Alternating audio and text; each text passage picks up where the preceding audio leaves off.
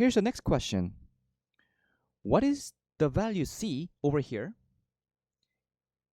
if y equals 2x plus 7 is tangent line to the parabola y equals cx squared? Can you pause the video for at least 1 minute? Try to understand what the question is asking. Once you're ready, continue the video, please.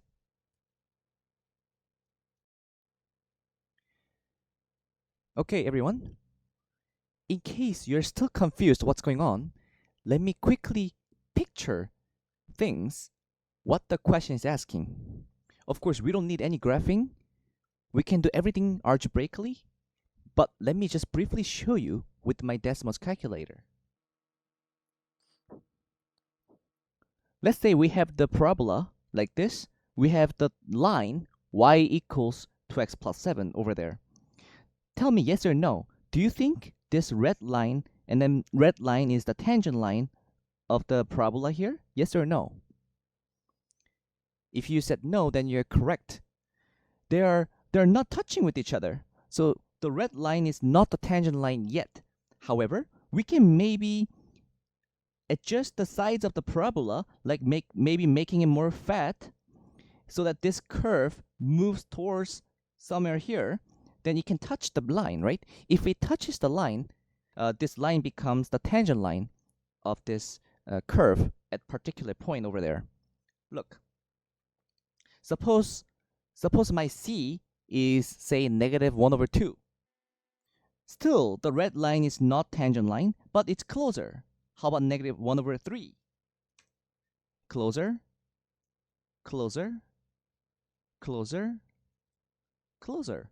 And finally, if I put -1/7, finally it touches the curve at -7, -7. Of course, we're not gonna cheat by trial and error with the Desmos calculator. We're gonna do everything by hand without sketching. I just wanted to show you this so that you know what the question is asking. We're trying to find out the special number -1/7. If you're ready, let it begin. First of all, everyone, I want you to focus on this linear function y equals 2x plus 7. First, tell me, what is the slope of this line? Slope of this line is actually copy and paste this number, which means 2.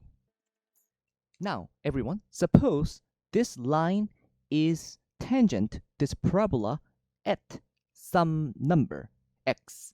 Say, let's call it, suppose this line is tangent to the curve at x equal to a. We don't know what a is. Of course, if you look at the left-hand side screen, our a is actually -7. But suppose we don't know anything about it, just treat a as it is. Then, do you know what this tangent means? And then the slope means? It's derivative. The derivative of y at x equal to a is 2. That's what it means. Slope, the instantaneous slope, means the derivative of the function at x equal to a is 2. Okay? Now, I just said it's x equal to a, and then the derivative. That means, everyone, feel free to find out the derivative of this parabola. You bring the original power down and subtract 1 from the original power. Then the derivative looks like, do you understand? 2 times c times x. This is the derivative of our parabola here. Now, suppose I'm interested in finding the derivative of y at x equal to a. Then what do you have to do with this x? You change x to a. Let me put a big box around this one, and let me put a big box around that one. Look at the first box here. Derivative of y at x equal to a means 2 in this case. Do you know what this means? Our y prime of a is actually equal to 2. Do you know what this means? 2 times ca, which is this one, is equal to 2. And then you cancel the number or reduce the number, so ca is equal to, okay, let's put a one smiley face because we've done a good job finding something out of this. finding the relationship between the slope and the derivative at a. Our CA is equal to 1. Make sense? But this is not enough to find out our C. We need at least one more piece of the information involving C and A. The great news we have is that we can maybe evaluate each function at A. For instance, if you put A into our x, our y value becomes 2a plus 7. Look.